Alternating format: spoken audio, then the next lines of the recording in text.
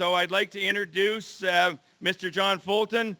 John is Associate Professor in Food, Agriculture, and Biological Engineering Department at Ohio State. He leads the Precision Ag program in CAFS and specializes in developing and evaluating technology or automated components related to application equipment for accurately placing and meet the site-specific crop and soil needs. Through technology, John helps growers improve farm efficiency and increase crop yields in order to meet future food demands while ensuring sustainability on the land they manage. John? So it's just forward and back. Perfect. Well, good morning, everyone. And as Ian said, I'm with Ohio State University, and I'll be the first of three to speak on this topic. And I'm really just kind of warming you up for what Scott and Andrew are going to kind of dig into as this topic of soil compaction. So just to kind of get back to where I want to end, at least on my presentation, we've got these decisions to make. And today, when we think about decisions, we're thinking about heavy axle loads, large equipment. And sometimes that decision is I get up in the morning, it's planting season, and at least in our area, we might have to put a field cultivator in the field prior to planting, but we're making that decision, and a lot of that decision is around timing, okay? I've got this small window to get my planting done, and sometimes am I making the right decision versus the wrong decision? Okay, and I want to end up back on this as an example of a decision we made that was accelerated by a half day, where it definitely impacted us throughout the year and ultimately impacted our final yield in corn. But this is all about decisions. Hopefully what you take away from some of our presentations is just ways to improve that as it relates.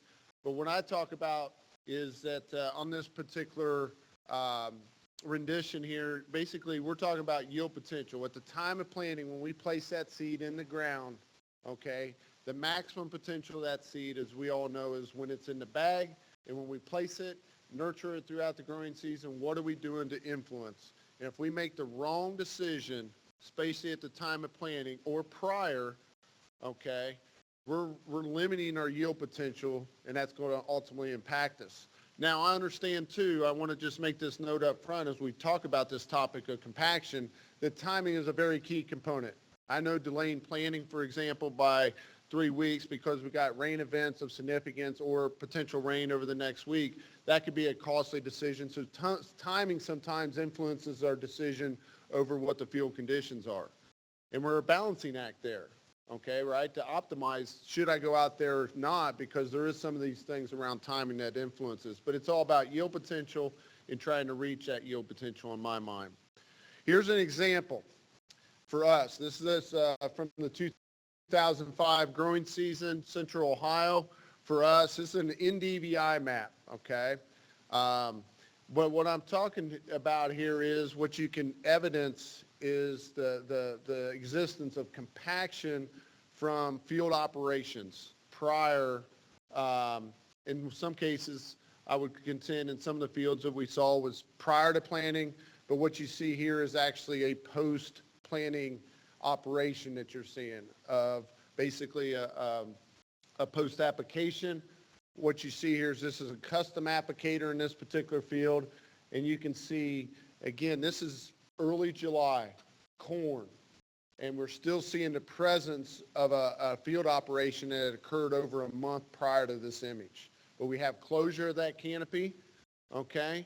But the deal here is this machine, this sprayer, was operating in there under a little bit too wet conditions, okay?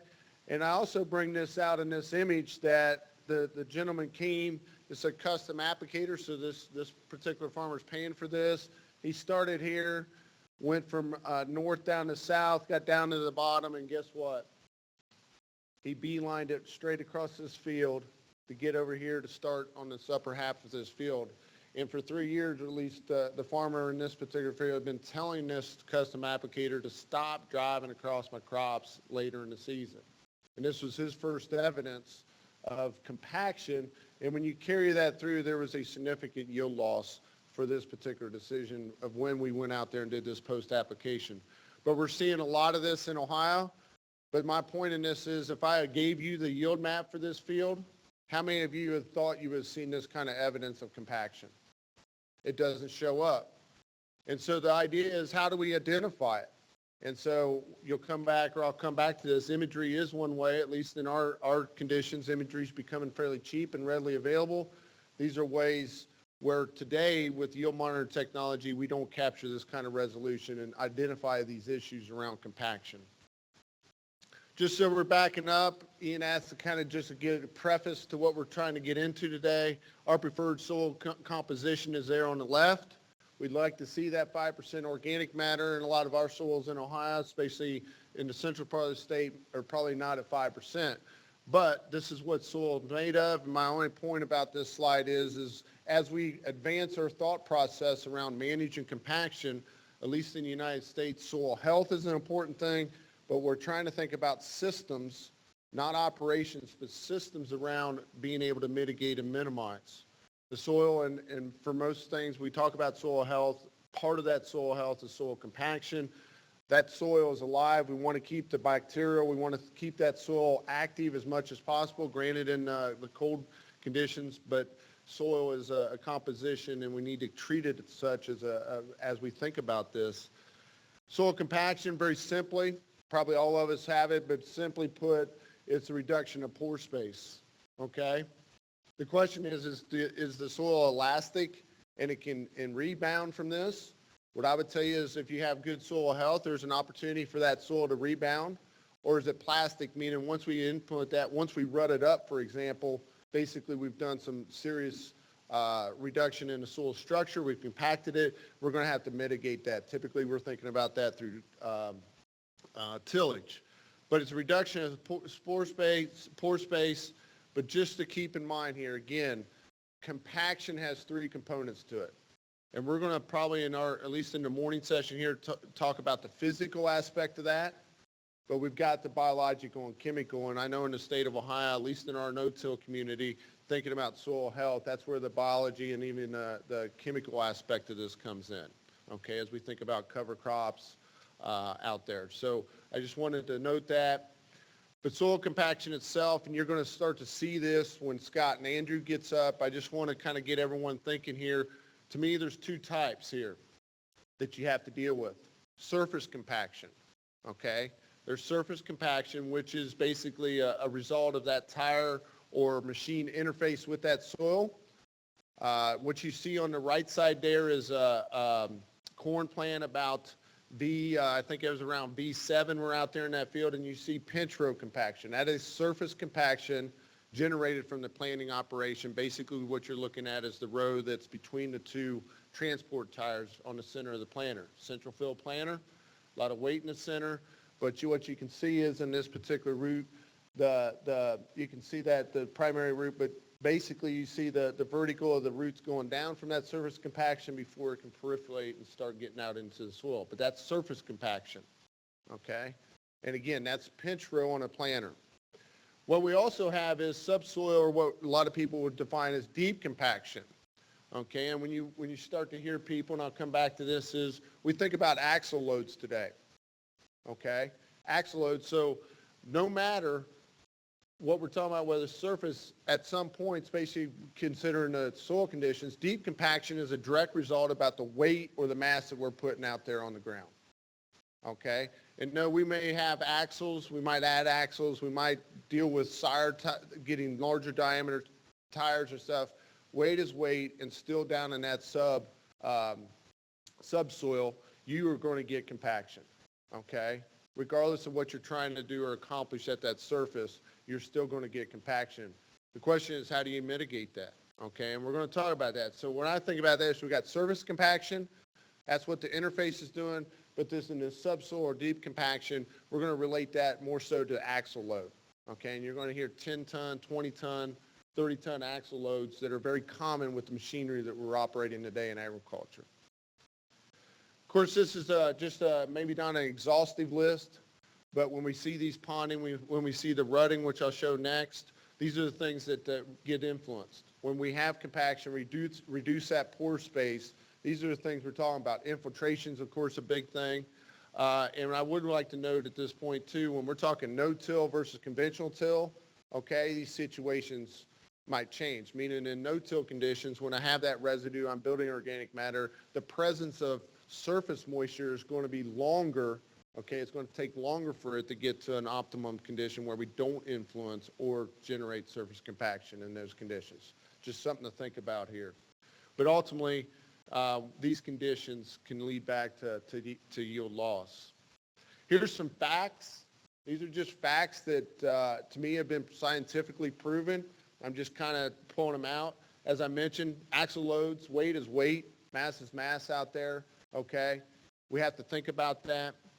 70% of your fields, okay, can be trafficked, okay? And that deals with, and you can begin to explore this if you're pulling precision ag data to prove this point. But when you think about putting a sprayer out there a couple times, we put the planter out there, and we put a harvester with a grain cart out there, very easily you can be in the 70, if not higher percentage of traffic in that field, okay? That's annually. Improving soil health reduces the influence of machinery loadings. My point here is, again, keeping that soil active and letting the microbes work and that such, that enables a couple things. I'm not saying we're going to eliminate compaction, but the ability of that soil, how long it lasts, maybe not 7 years, but we can get that soil to rebound or recover from some of these operations, some of these loadings. The other thing to note is the first pass. So if I go out and till the field, 75% to 80% of compaction occurs on the first pass. Okay? The first pass of that machine. Of course, repeated loadings will increase that over that particular area, but the first pass is the most critical to think about. Okay? And heavy traffic soils retain moisture longer, recharge slowly, and warm up slowly. Again, I think a lot of this around planting, you can delay emergence, you can delay or influence the uniformity of emergence by having some of this surface compaction presence, whether that's loading from prior operations like spraying, even tillage before I put the planter in the field. But this is influencing, I think, more so than anything, emergence, especially in corn that we've seen. From a yield perspective, again, I'm kind of summarizing literature here, but corn yield is somewhere between 10 to 35 bushels per acre, okay? In some cases where you have poor conditions, it's up to 60% reduction in what your yield is out there. And then finally, a rule of thumb, and I think you'll hear this from others when they get up here, but the rule of thumb is 10-ton axle load is kind of the threshold here. If you're under 10, things may or not be as greater potential in soil compaction, but if you're running over 10, which I'm going to assume if we talked about and kind of did a raise of hands in terms of the tractors, especially the harvesters, grain carts that could be running out there, you're probably above that 10-ton axle load. When you're above that, my point to all of you is I think you better be thinking about managing those machines properly and looking at the soil conditions before you put those machines out, because the potential and the impact it has on your farm is greater than I think what most people recognize. And you're going to hear some of the quantification of that here in the next couple of presentations. But remember that 10-ton axle load is something that you need to think about. That's kind of the tipping point here of high potential versus low potential in soil compaction out in your fields. Just some things that I'll just run through. Again, these are kind of obvious things, but soil conditions. The thing is how do I make that right judgment call? It's a little wet. It's been drying up. I got to get out there and plant. Am I going too early, or can I wait that half day? Can I wait the morning? Okay. The soil conditions are going to influence what I just talked about in the prior slide more than anything. Of course, we got axle loads. We already talked about that. But what we're talking about more today, and you see this, if any of you are going down to Louisville, the National Farm Machinery Show, of course, what you're going to see very prevalent on the floor this year is tracks, okay? But thinking about tire configuration, tire size, ultimately potentially looking at tracks, if that would make sense for you, we're getting a lot of that. But again, these are things that help maybe mitigate or minimize it, but doesn't eliminate it even at that higher than 10 axle load. And then soil structure. This is just something that kind of goes along the lines of soil health, but soil structure is going to be important in order to determine what the actual influence or the impact is on each and every field. Just an example, that, and this is a summation, summary of a bunch of research, but soil moisture, as we know, dictates two things. Dictates the depth of which compaction is going to occur. So the rule of thumb is, as you have a higher soil moisture, the deeper the influence of that, and that can go down several meters to meter and a half, 2 meters in many cases if it's wet. But one thing to think about is the season, okay, and the operation. When it's dry, what you're seeing here on the dashed line is basically there's an optimization, or actually increasing soil density or compaction in this case, as we're talking about, it actually can help you, and I'll come back to that. In a wet growing season, okay, at least in Ohio in 2015, very wet spring, we're operating machines, as I showed in that NDVI image. It's basically you're just looking at, as it gets wetter, you're increasing compaction and you're losing yield, okay, very quickly. The idea here around this, at least the way I would explain it, is when it's a dry year of planting, I would contend in Ohio 2016 was pretty like this, that a little bit of force or downforce on that planter will help you get better seed to soil contact in a dry. And that kind of makes sense. And that's where I think you're seeing this resulting response curve here. Of course, the wet I already mentioned in this, but it's a pretty exponential decay there of the influence on yield on these conditions.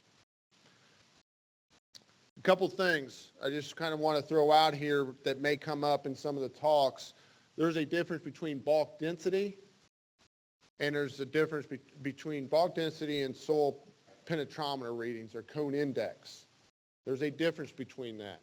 On the left side, all I'm showing there is basically those are the bulk densities by soil texture, okay? So you can think as you go from more of a sandier soil on the top end down to a clayer soil, that bulk density that has a threshold that influences roots, which ultimately influences crop growth and ultimately yield. What you're looking at is if you have bulk densities in these type of soils, okay, so let's take the clay at the bottom. My bulk density is measured at 1 gram per cubic centimeter is 1.4. If you have those kind of bulk density in your clay soils, you have the potential of basically you're saying you're going to influence yield.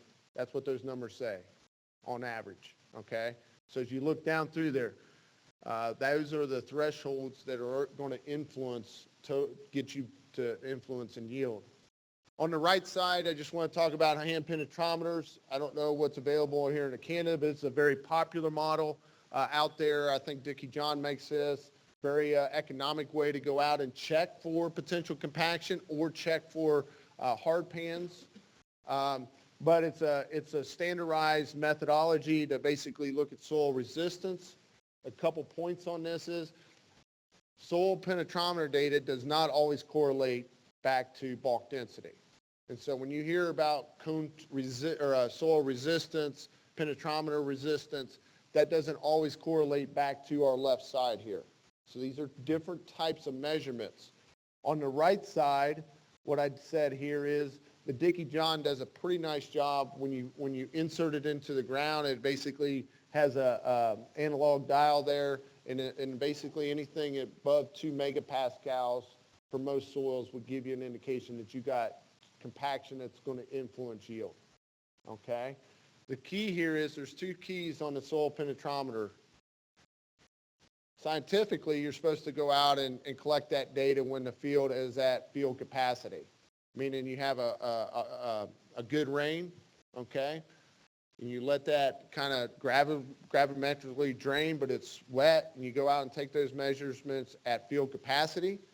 That's kind of what's recommended.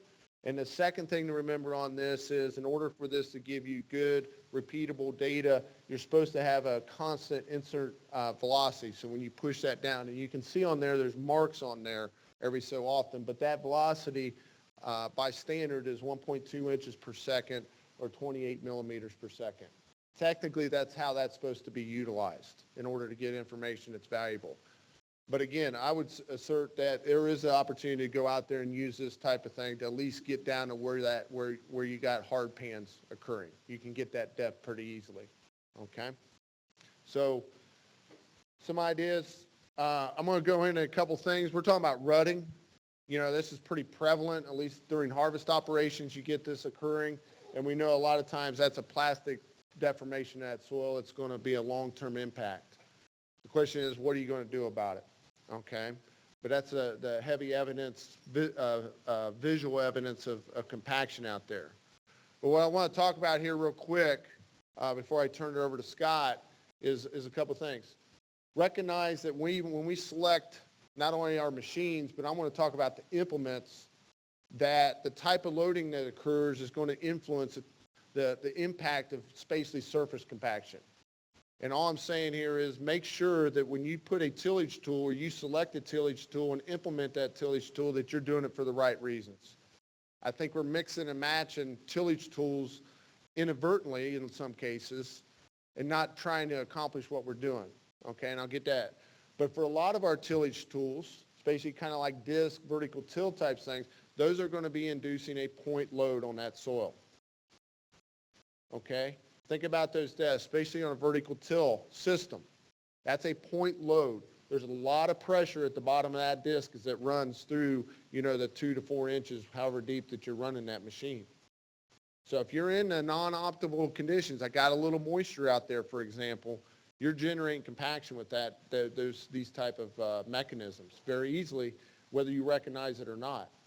And again, if I go back to and I'm running vertical till in the fall and I'm following that up next spring and I'm going to put my planter in, and you have that, and my planter's not properly set up potentially to deal with that, again, you have influenced emergence, uniformity of emergence by running that no-till or that vertical till out there because of the high pressure that these discs exert vertical pressure on the soil to generate that soil compaction. And then we get to area loading, and I'll let Scott dig into this a little bit more, but what we're talking about, tire inflation pressures, tire size, you know, what's our footprint look like out there, and how does that influence the surface compaction? So these are the different things, but I want you to think about implements here as I move into this. Vertical tillage, okay? And prior to my work at Ohio State, we started to do some of this in Alabama. But what I found more so than anything on vertical till is people thought they were going to go out and do tillage with this machine. And this machine is not made for tillage, technically. It's a residue management machine built for high yielding corn scenarios to fractionate that or break up that residue in order for it to degrade so I can put the planter in and be effective the next spring. But these machines, as I mentioned before, okay, generate high point loads. So again, I would be very cautious or think through what the soil conditions are going to be before I throw that implement out there. Because again, I might be fractionating, okay, I might look like I'm doing some surface tillage, and it does a little bit of that, but I might be doing myself more harm than anything. So just think about that. And then, of course, the tandem disc harrow. Okay, and I'm not sure if that's popular up here, Ian, or not. But the point is here, again, putting this particular tillage tool out in the field can be very dangerous as it relates to compaction. Yes, I can get tilled, it looks better, but I could be doing some harm in terms of what it leaves over after the operation. So just be aware as you think about getting your implements and what I'm trying to accomplish out there in the field, think about using the right implement for the right reasons, okay, and what the soil conditions are. This is just a little bit of dated research, but what you're seeing is basically pounds per square inch or PSI on the top, and this is the depth of compaction, you can think of it, but we got 0 down to 16, here's 12 or a foot in our tank. But if we look at the chisel plow, basically the chisel does a pretty good job up here, about the 4, maybe 5, depending on how deep I'm running. But if you look at that tandem harrow disc over here, look at where you're at with that machine, even at the 0 to 4 inch. Okay? Again, these are things that you need to be thinking about. But the point is going back to this can be generating quite a bit of compaction at the surface. And though you are tilling, you're generating that, and that's going to be left over for the next growing season to contend with. Just some final comments because we wanted to talk, at least have recognition. Soil health we think is important. We want to keep that activity going. To me, there's basically some research that some of our colleagues have done at Ohio State. But on the left side, you see basically a representation of soil health, good healthy soil. You look at that soil on the right side, you got some poor structured soil. You actually have a hard pan in that particular picture. But again, this has detrimental influences, especially in those years we're trying to maximize or good growing seasons. But we want to create, I just kind of highlighted this surface compaction exists. You need to think about it. You need to measure it, identify it, okay? But we want to be able to create root space. We want to create that porosity, that void space out there, and a healthy soil is going to give that to you more times than not, okay? Just some ideas around cover crops. Again, I think we're at a very early stages about how we get cover crops utilized into our cropping system. In Ohio, there's been a big push here over the last, I would say, 3 years that I've been at Ohio State. What I kind of take out of this is our guys are spending anywhere from about $12 on the low end for a single type of cover crop up to $30 an acre of what they're putting their cover crops. Typically, a lot of those cover crops are coming in after wheat, okay? Winter wheat, they come in, and that gives them plenty of time to get the vegetative growth, to get that. But for some of our guys, they're trying to accelerate or put their cover crops out sometime in a growing corn crop. They're flying it on. They're using high clearance sprayers they're testing out, but bringing basically a diversity of cover crops in.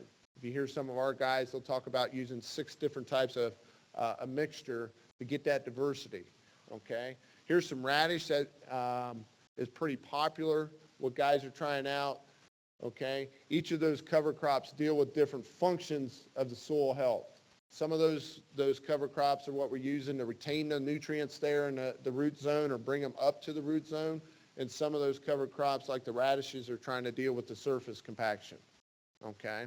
And so this is just, again, some thoughts around soil health and what we're trying to do. My ultimate goal here is, as we think about these, again, I'm not here advocating everyone go out and do cover crops, but as we try and fit them into our systems, there's going to be some benefits of getting us up to that 5% preferred organic matter, but trying to keep that soil living throughout the year, minus during the winter months when we get below. But the value in this is soil health reduces the risk of soil compaction. It may not eliminate it, but it helps reduces, as mentioned. But the other thing that soil health does, a good soil health will recover quicker from some of the loadings that you'll hear about here in a second. So I want to end on this real quick, just an example. Some new tools. I talked a little bit about having a cone penetrometer, but what we're finding is, so there's some other ways. I mentioned imagery as one. As planted data is becoming one way that we kind of browse through to identify potential compaction, or at least go out and check for it. And then ultimately, where we have access to what I call machine data. I'll give you a quick example of that. But this is an example that I'm going to walk through. If you look down at the bottom, basically you got a 9R articulated wheeled tractor, okay? Behind that tractor is a 40-foot cultivator with essentially a crumbler or such on the back of that, okay? Does anyone look, when you look, do you see the tracks that still remain after that field cultivator process? Everyone kind of see that going through here? So again, I think, Andrew, you planted this field after this, but the idea here is we got to get it, we're going to go out, we're going to do an initial field cultivating, bring the planter in directly behind that, and then plant this field.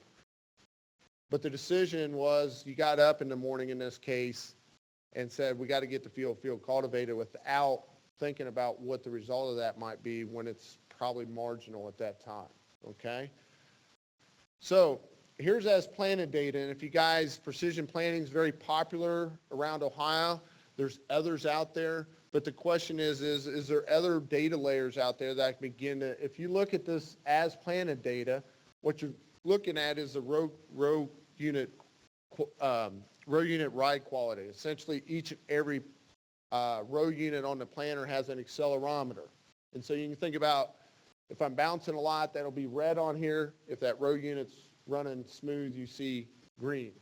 If you blow that up, I put some arrows out there, but what you're picking up in that data is every pass that that 9R tire made out there in the field in this particular data. If I blow that up, you can almost see that the resolution of that sensor data gives you basically the tandem wheels or the dual wheels in this case, you picking that up in this data. This is something we identified just out of the data. So we put the planner out there, okay? We advance that forward, and I'll get back to the big block O in this particular image. But if you look in that, this is an early July image. We've got full coverage, corn, okay?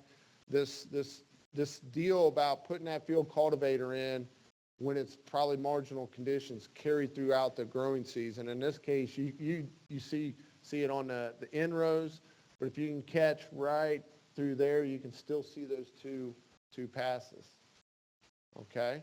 If you go out, and we just did some quick hand samples, there's anywhere from about a 12 to about 32 bushel loss in those areas, all because we advanced our decision of we need to get it done in the morning, okay, versus in this case, we had the time, or at least if I remember right, Andrew, we had the time. If we would have waited till after lunch, okay, we wouldn't have had all these scarring of the field out there that ultimately influenced yield in each and every pass. But the decision to put that machine to do field cultivator, we picked up, not going out and doing penetrometer, not going out and taking soil density measurements. We picked it up in some other data is what I'm saying that could be available to you to help you.